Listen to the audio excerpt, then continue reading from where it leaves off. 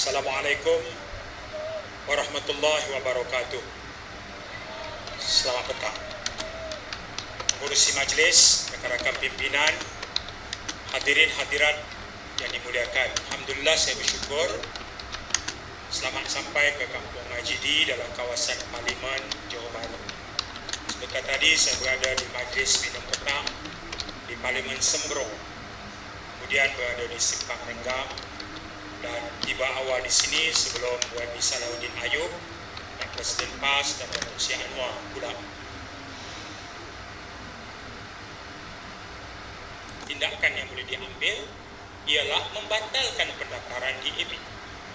Kalau begitu keadaan yang terjadi, maka kata saudara Lim Kit Siang, DAP tidak boleh bertanding atas lambang DAP.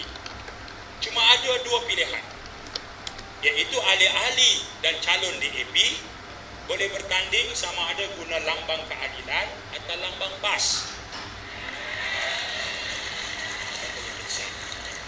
Lim Kit Siang tambah lagi, secara khusus untuk diri saya, kata Lim Kit Siang, kalau itu terjadi, artinya ROS pendaftar pertubuhan batalkan pendaftaran DAP, kata Kit Siang, saya sendiri akan bertanding menggunakan lambang PAS pada pilihan raya akan datang.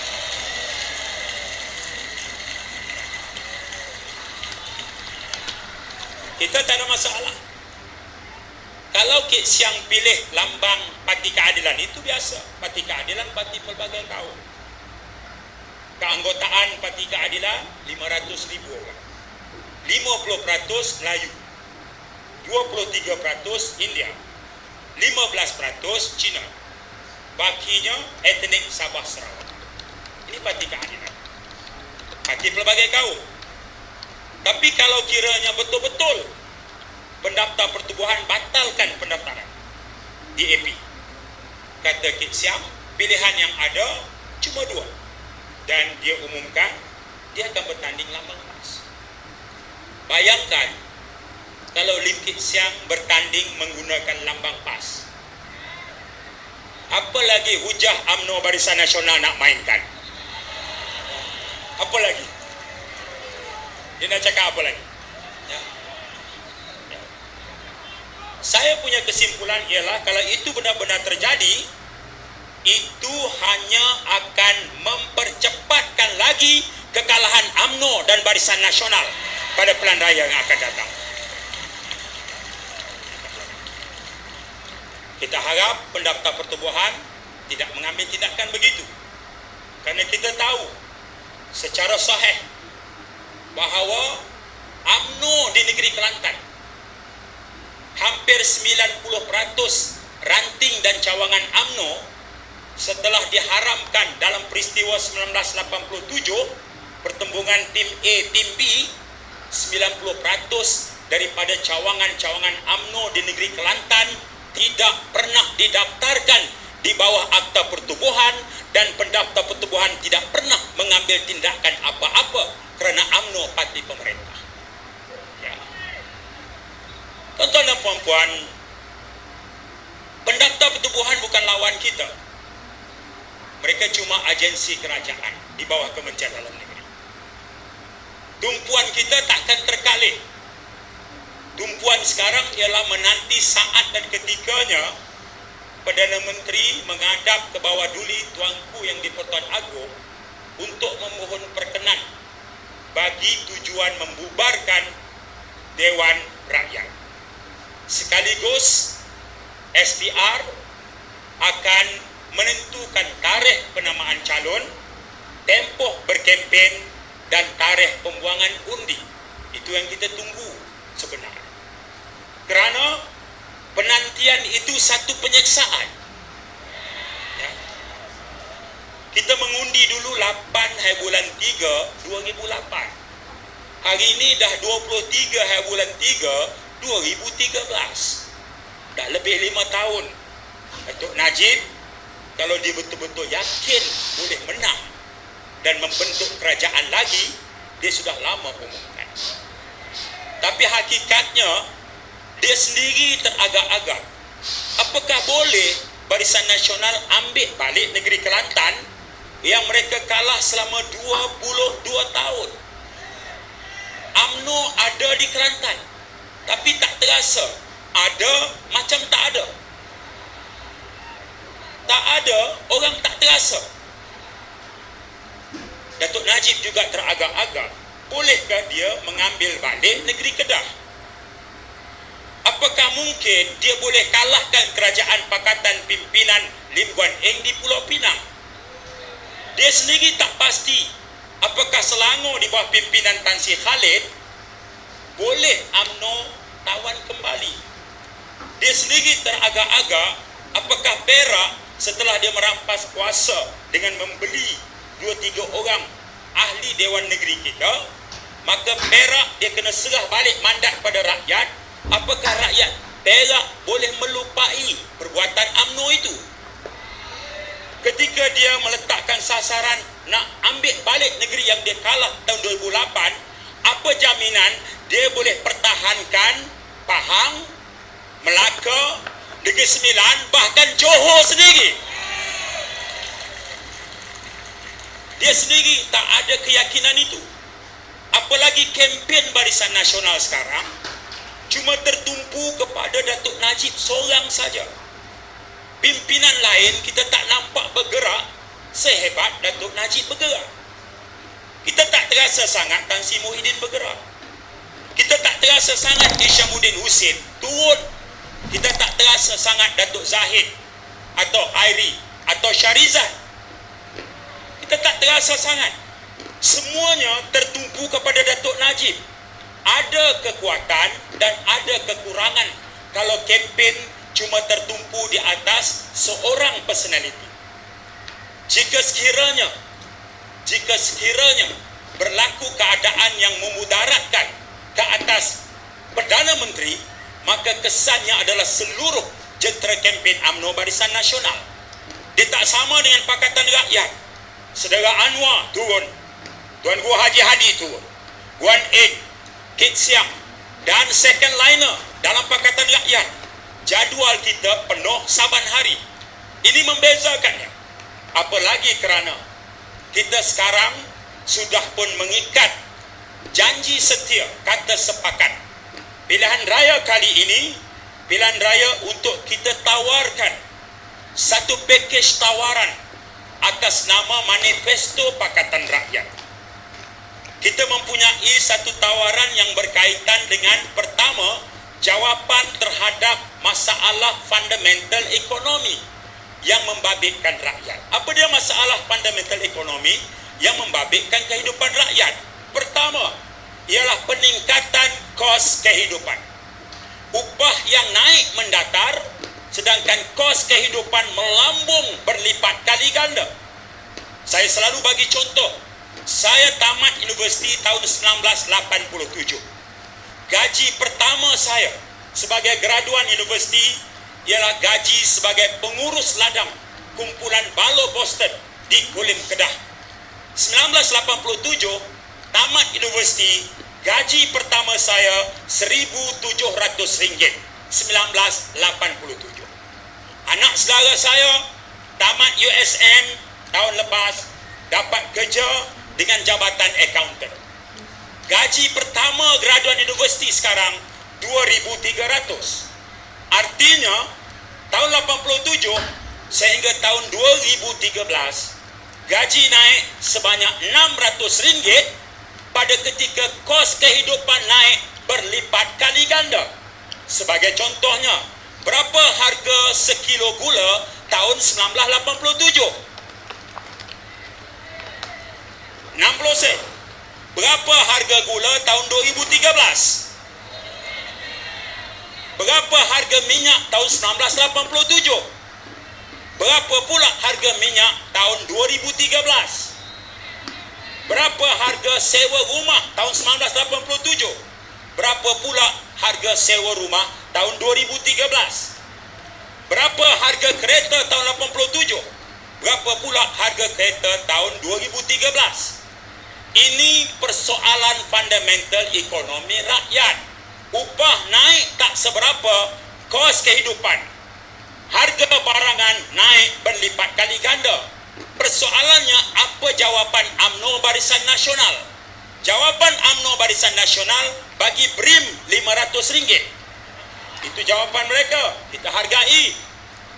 Tak apa kamu gunakan duit kerajaan bagi dengan tujuan untuk mendapat sokongan. Silakan. Tetapi Pakatan Rakyat memberikan tawaran yang jauh lebih realistik, yang sustainable.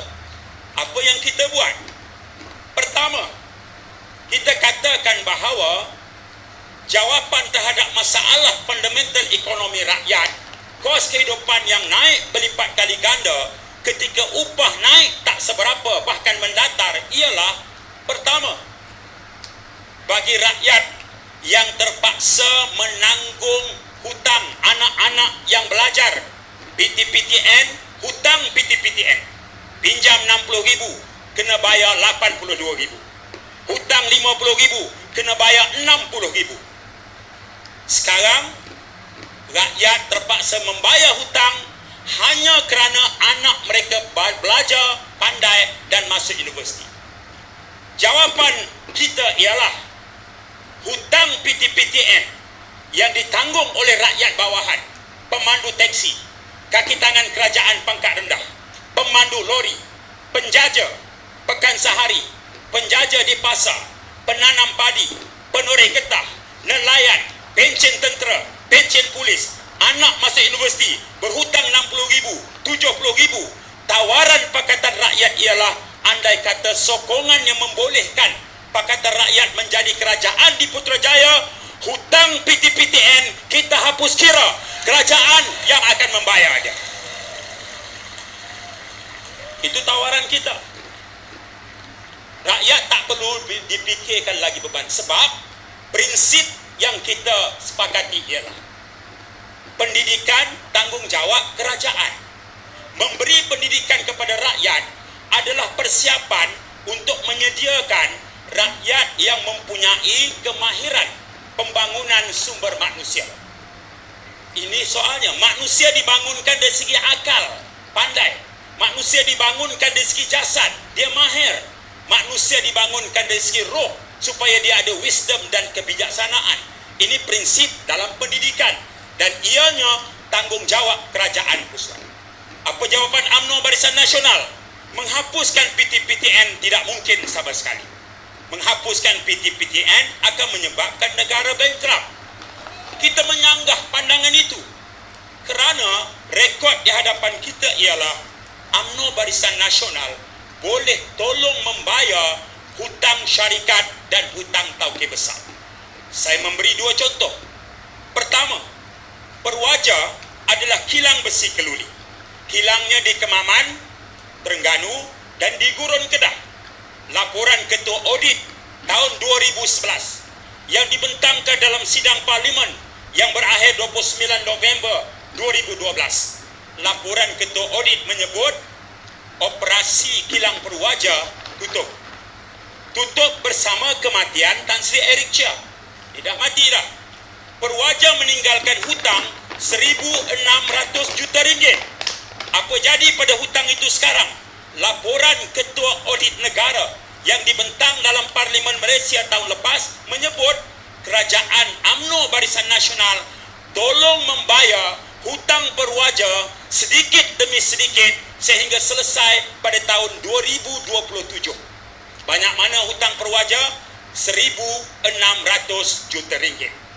Soalannya ialah, kalau UMNO Barisan Nasional boleh tolong bayar berdikit-dikit hutang Perwaja RM1,600 juta, kenapa UMNO tak boleh dan tak bersedia membayar hutang PTPTN rakyat bawahan? Itu soalan yang kita tanya. Itu soalan yang kita tanya. Contoh yang kedua, Tajuddin Ramli, bekas pengurusi sistem penerbangan Malaysia. Dia nak beli kapal terbang, masa dia jadi pengurusi, duit dia tak cukup banyak. Dia terpaksa berhutang dengan bank. Bukan satu bank, beberapa bank.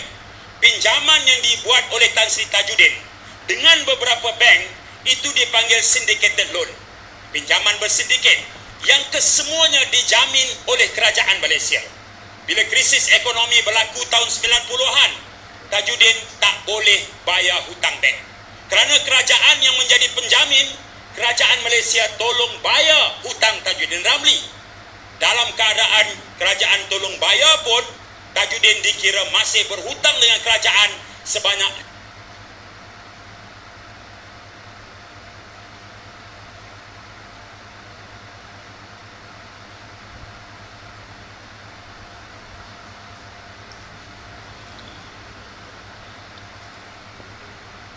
Tajudin Ramli dianggap hapus kira. Kerajaan kata tak payah bayar sebab dia Tan Sri Tajudin Ramli. Itu contoh yang kedua. Kalau hutang Tajudin Ramli kerajaan UMNO boleh tolong bayar, hutang peninggalan Eric Chia Perwaja 1,600 juta kerajaan UMNO boleh tolong bayar, maka Pakatan Rakyat katakan di sini perbezaan antara Pakatan Rakyat dengan UMNO Barisan Nasional. UMNO Barisan Nasional tolong bayar hutang tauke kaya, biar Pakatan Rakyat tolong bayar hutang rakyat bawahan. Itu tawaran yang paling munasabah boleh kita fikir.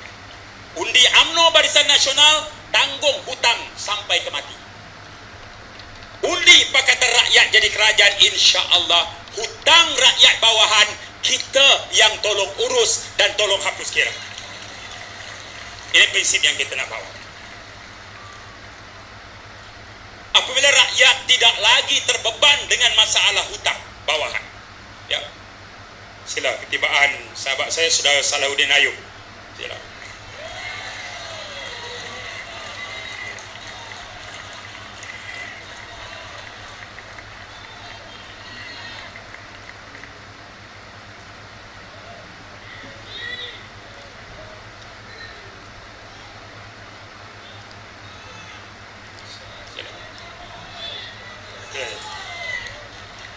Terima kasih Salahuddin Ayub. Baik. Saya katakan tadi bahawa tawaran Pakatan Rakyat adalah tawaran yang munasabah, reasonable, tawaran yang boleh kita lakukan, doable, tawaran yang realistik. Satu. Yang kedua, kita juga sebut bahawa cara penyelesaian masalah di kalangan rakyat bawahan, terutama kepada generasi muda yang baru memulakan kehidupan keluarga. Apa keperluan mereka selain pada rumah? Ialah kenderaan yang selesa. Hari ini, negara kita mengutip cukai kenderaan yang dipanggil cukai jualan dan cukai excise sebanyak 7 hingga 8 bilion ringgit setahun. Harga MyV keluaran kilang, contoh paling mudah, ialah RM25,000. Bila kita beli MyV, harga di atas jalan ialah RM50,000. Dari mana datangnya tambahan RM25,000? Tambahan itu datang dalam bentuk 10% cukai jualan, 90% cukai excise. Apa maksud excise duty? Cukai yang kerajaan kenakan ke atas barangan tertentu. Dalam contoh ini, kereta. Excise duty mengikut sisi kuasa kuda kereta. Lebih tinggi kuasa kuda kereta, lebih tinggi cukai kerajaan. MyV 90% excise duty. Cukai jualan 10% menjadikan 100%. Harga MyV di kilang RM25,000. Harga MyV di atas jalan RM50,000. Kerajaan kutip cukai sebanyak 100%. Tawaran kita ialah, kalaulah harga ini dikekalkan, rakyat pinjam bank 59 tahun, setiap bulan kena bayar RM500. Tawaran kita ialah, kita kurangkan cukai excise berperingkat 15 atau 20%.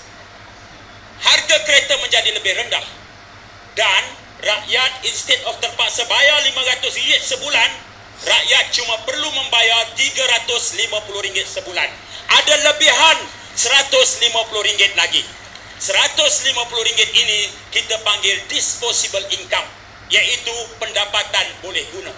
Tak perlu bayar pinjaman bank tinggi kerana dasar Pakatan Rakyat harga kereta yang rendah. Lebihan RM150 boleh diguna untuk tujuan yang lain.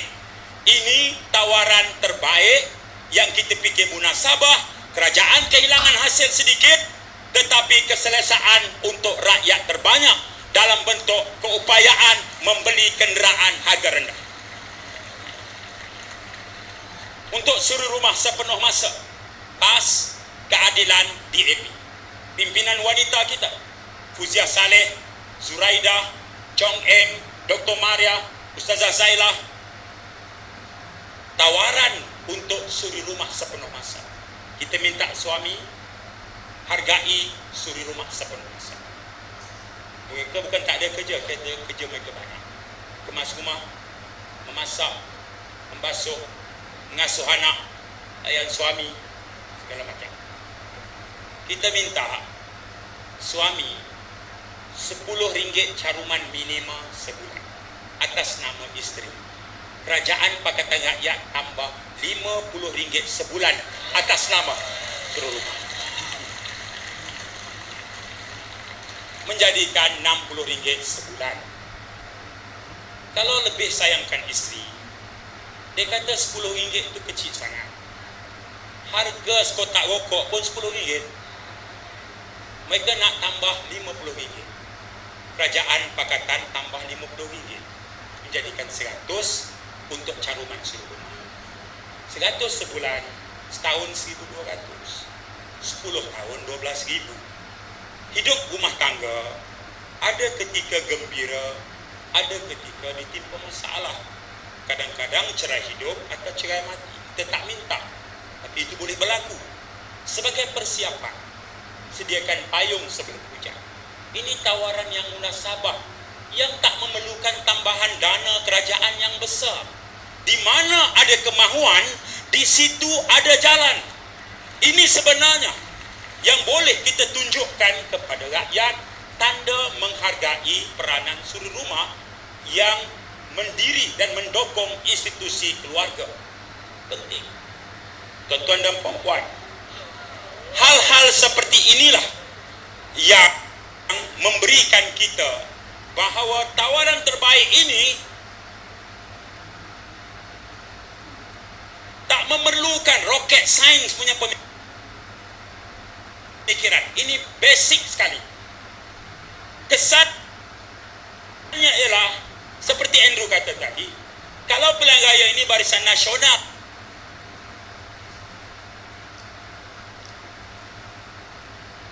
tak cukup bilang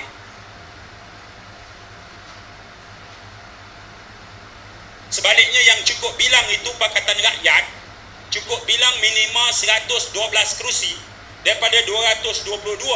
Maknanya Perdana Menteri baru dari Pakatan Rakyat akan angkat sumpah di hadapan ke bawah duli yang di-Pertuan Agong. Waktu itu kita cuma tak ada Datuk Najib sebagai Perdana Menteri. Kita cuma tak ada Tan Sri Muhyiddin sebagai Timbalan Perdana Menteri. Negara kita tak ada Hishamuddin sebagai menteri, tak ada Zahid Hamidi sebagai menteri, tak ada Syafiq Abdal. Tapi tak perlu bimbang, dalam Pakatan Rakyat selain Datuk Seri Anwar, selain Guan Eng, Kit Siang, Tuan Guni Aziz, Tuan Guru Haji Hadi, second liner kalau dalam PAS itu Husam Musa, Salahuddin Ayub, Dr. Zulkifli Ahmad, Dr. Maria, Dr. Hatta Ramli. Doktor ni bekerja. Ya. Dalam Pakatan Rakyat, Saudara Azim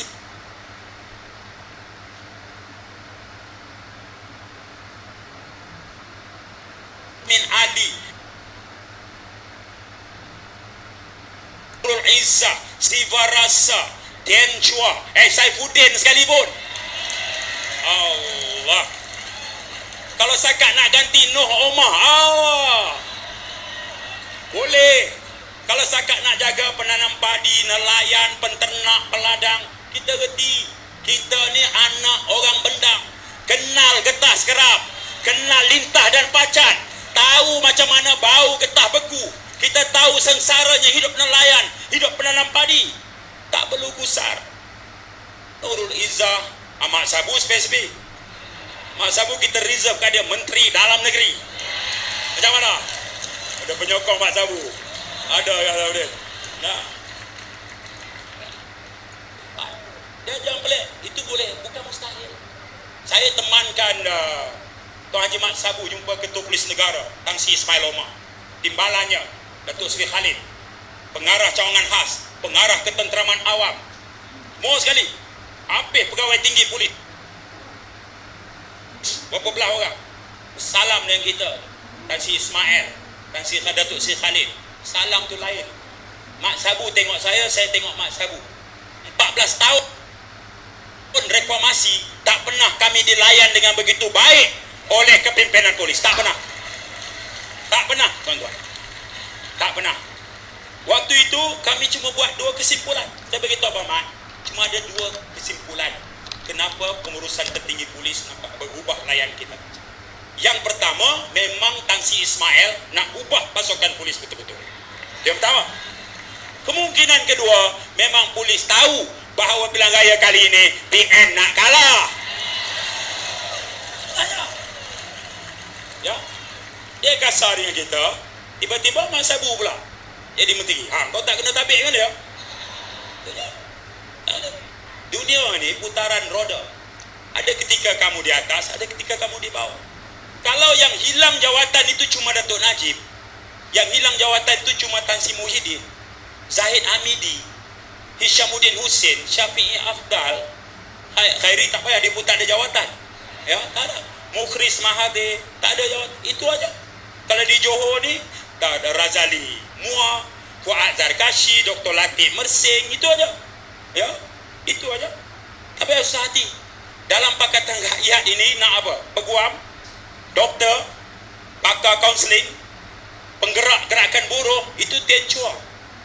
Bidang kajian dia, bidang pengajian dia labor movement. Belajar di Australia, sambung di Belanda. Antara perkara yang dia belajar, cara nak buat demonstrasi. Itu memang bidang dia. Nak terkejut apa? Dia Chua. Memang dia mengaji bab itu. Labor movement. Itu dia. Dia mengaji tajuk tu. Nak buat macam mana?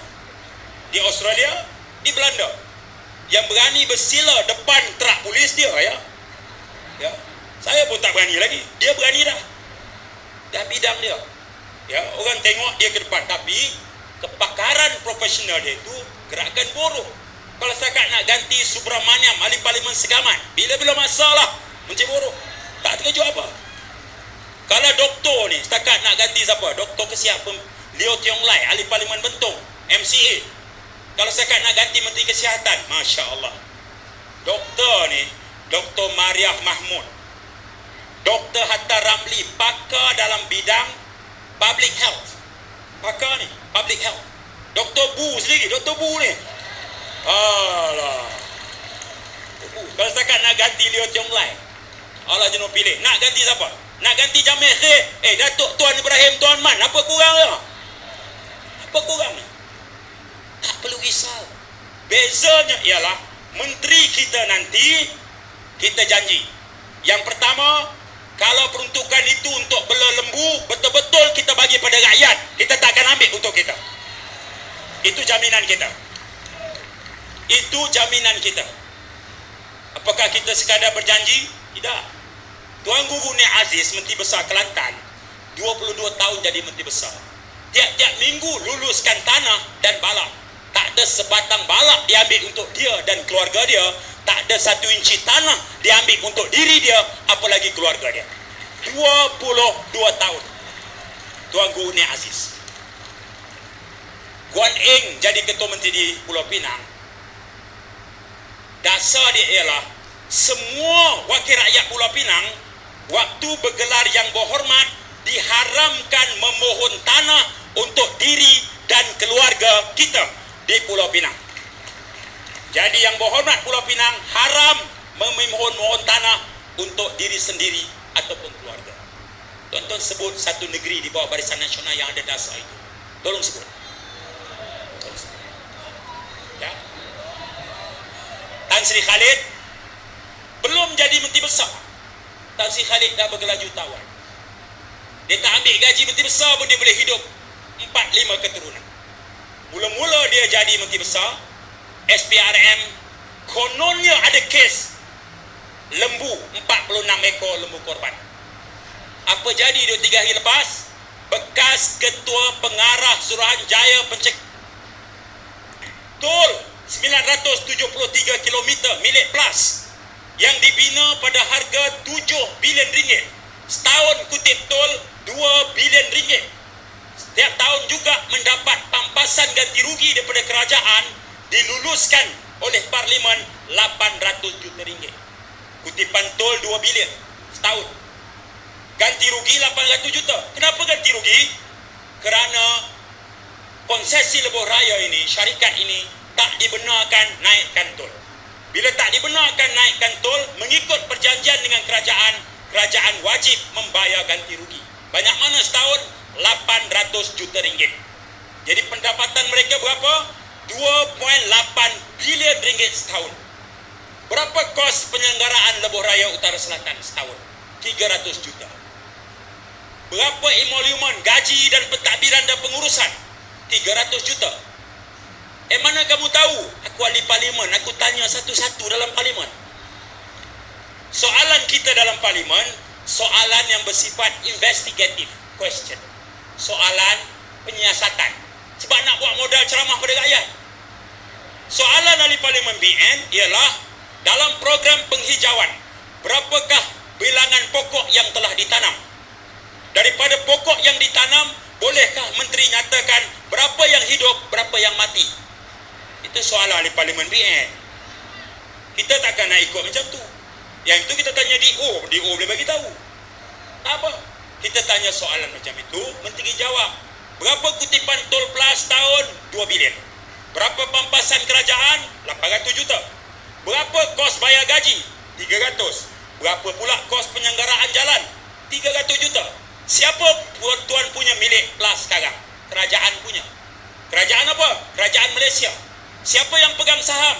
KWSP. Lagi khazanah. Maknanya poket kanan kerajaan dan poket kiri kerajaan. Prinsipnya, tuan punya lebuh raya sekarang milik kerajaan Malaysia. Kalau kerajaan Malaysia itu UMNO Barisan Nasional, tuan-tuan akan terus kena bayar tol. Kalau kerajaan bertukar kepada Pakatan Rakyat, kos bina 7 bilion dah pulang modal, setahun kamu kutip 2.8 bilion, tolong jangan bebankan rakyat lagi. Tawaran Pakatan Rakyat, tol kita hapus kira. Tawaran.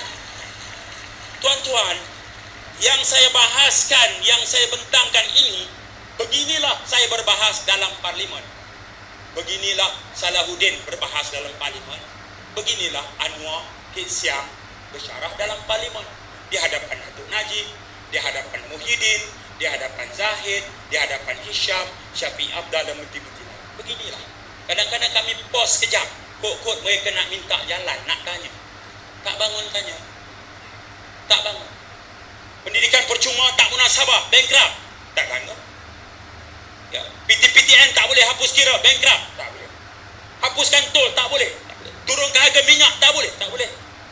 Tiba-tiba minggu lepas, bekas Timbalan Perdana Menteri, orang Johor, Tun Musa Hitam kata, tawaran manifesto Pakatan Rakyat tidak sama sekali bankruptkan negara. Tun Musa yang cakap. Tuan-tuan, Musa Hitam cakap. Habis, bukan JKK cakap. Musa Hitam. Dia tahu. Orang tanya kita, mana dah dapat duit? Saya kata, daripada 2 pembiayaan. Yang pertama, penjimatan kerajaan. Apa maksud penjimatan kerajaan? Setahun, kos atau belanja procurement, perolehan kerajaan, kontrak atau pembelian barangan. Setahun, kos kerajaan dan syarikat berkaitan kerajaan. Jumlahnya ialah 85 bilion ringgit setahun. Berdasarkan kepada formula kerajaan Selangor sekarang, saya tanya Tan Sri Khalid Ibrahim, berapakah penjimatan perbelanjaan kerajaan Selangor setahun? Dia bagi contoh pada saya, belanja maintenance jalan seluruh Selangor. Kerajaan pusat bagi geran jalan 160 juta, kerajaan Selangor dapat berjimat 24%. Saya kata ambil 24%, andai kata kita menjadi kerajaan pusat, 24% jimat daripada 85 bilion kos procurement, itu bermakna kita jimat daripada 20 hingga 25 bilion ringgit. Itu baru penjimatan. Tidak rasuah, tender terbuka, tidak berlaku kebocoran, no leakages, tidak overspending. Kita boleh jimat sehingga 20 hingga 25 bilion. How much do you need to provide free education untuk anak-anak Melayu, Cina, India, Siam, orang asli, Dayak, Iban, Kadazan? Kita cuma perlu 6 bilion ringgit. Kita jauh daripada mampu untuk memberi pendidikan percuma. Ini formula kita kepada rakyat. Tuan-tuan, setengah jam saya bersyarah ini, saya berikan tawaran, saya terangkan mekanisme dan jalan. Kita terangkan manifesto, Barisan Nasional cuma mampu keluarkan video. Kita keluarkan manifesto, dia cuma boleh adu domba kita. Isu perkauman, ya, pergaduhan, sentimen kebencian. Itu politik lama. Pak kata Soe Endu tadi, itu politik lama. Politik baru ialah saya orang Melayu saudara saya, orang Cina saudara saya, orang India juga saudara saya. Ini politik baru. Saya orang keluarga besar, woman to she ichiaren. Betul? Ayah. Ini sudah lama belajar dan tubuh. Dulu masa jadi wakil rakyat lunas. Dulu. Saya masih ingat lagi, kita sebuah keluarga besar. Permulaannya ialah di sini. Kita nak minta tolong Johor walaupun kubu kuat mereka.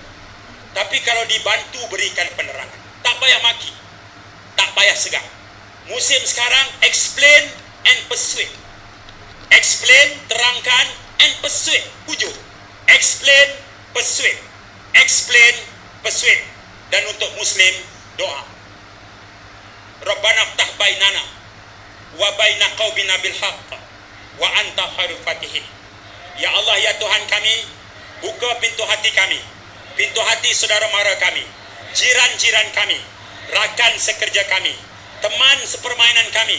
Buka pintu hati mereka untuk menerima kebenaran. Wa anta khairul fatihin. Engkaulah ya Allah sebaik-baik pembuka pintu hati. Kerja kita tegangkan. Kemudian kita lengkapkan dengan doa.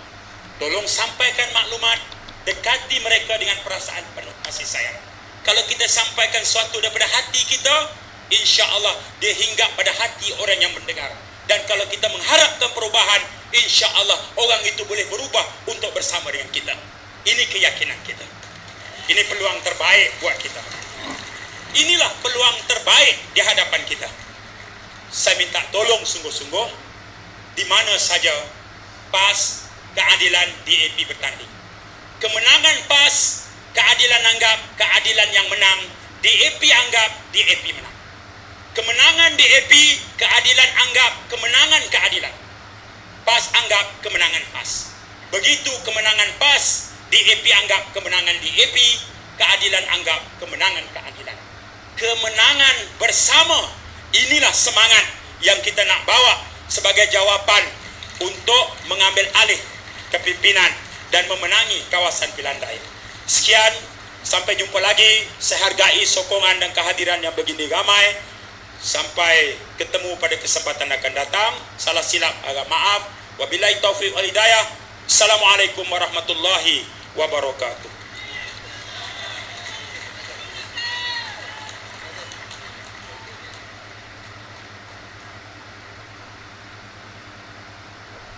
Terima kasih Yang Berhormat Datuk Sarifuddin Nasution. Saudara, sebenarnya kita banyak pimpinan yang berkelibar seperti yang telah disebutkan oleh Yang Berhormat tadi. Tapi sebelum kita menjemput penceramah dan pimpinan dan sebagainya, ada beberapa pengumuman. Yang pertama, pendaftaran Anwar Ibrahim Club